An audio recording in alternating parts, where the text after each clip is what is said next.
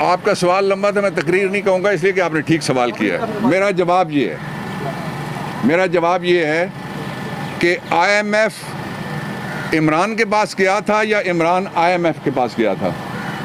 इमरान ने कहा था मैं आपको पब्लिक अप्रूवल दूंगा, या IMF ने जाके इमरान को ज़मान पार्क में पब्लिक अप्रूवल मांगी थी?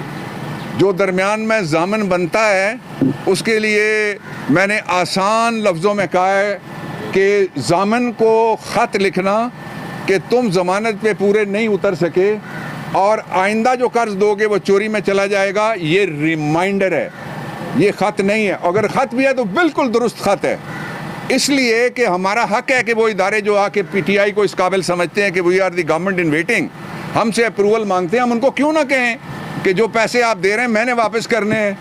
वो पैसे चोरों को दोगे, चोर खा जाएंगे। अल्लाह आपको तौफीक दे उनसे सवाल पूछने की। आमीन।